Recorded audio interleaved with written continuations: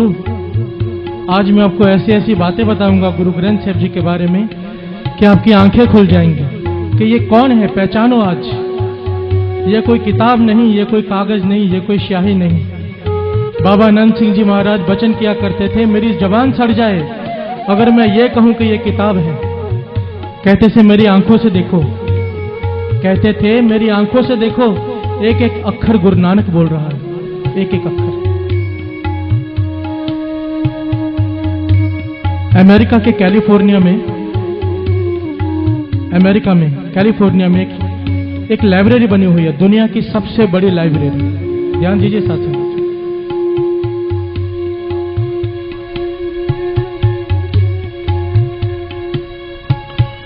दुनिया की सबसे बड़ी लाइब्रेरी है।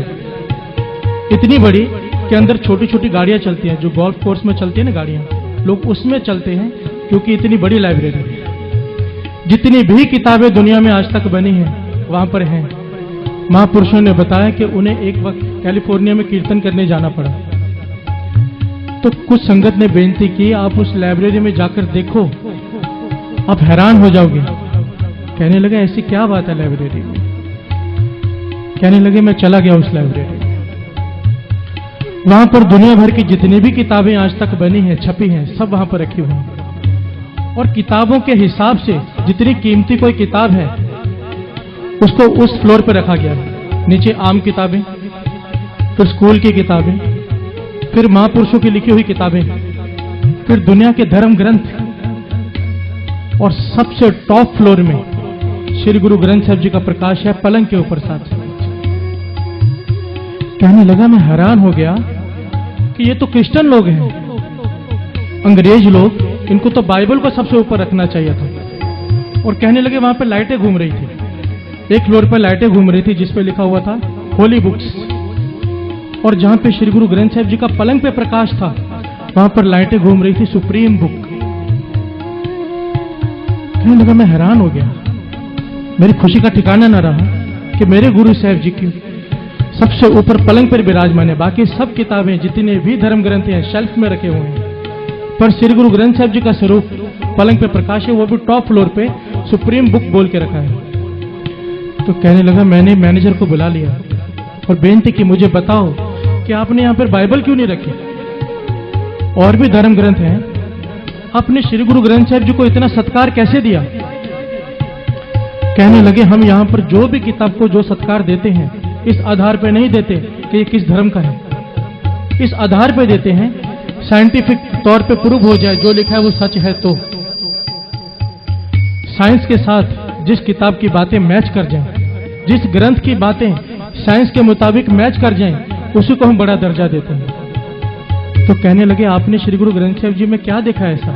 तो जो बात उन्होंने कही ध्यान से सुनिए। मैनेजर ने बताया कि कई साल पहले तक हम श्री गुरु ग्रंथ साहिब जी को भी शेल्फ में रखते थे, जैसे आम ग्रंथ हैं वैसे ही इस ग्रंथ को भी रखते थे, क्योंकि इस ग्रंथ में एक बात कही है गुरु नानक पातशाह ने, पै विच सूरज पै विच चंद कोह करोड़ी चलतन अंत। ध्यान दीजिए, पै विच सूरज पै विच चंद कोह करोड़ी चलतन अंत। इसका भाव है कि जो सूरज है वह भी चल रहा है उसके हुक्म में।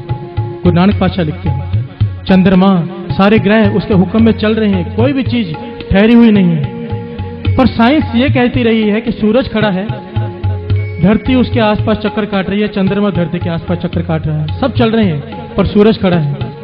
कहने लगा अब साइंस ने जाकर माना है कि सूरज भी चल रहा है, पर उसकी स्पीड इतनी स्लो है कि पकड़ में नहीं आ रही। ध्यान दीजिए साथ संगत जी।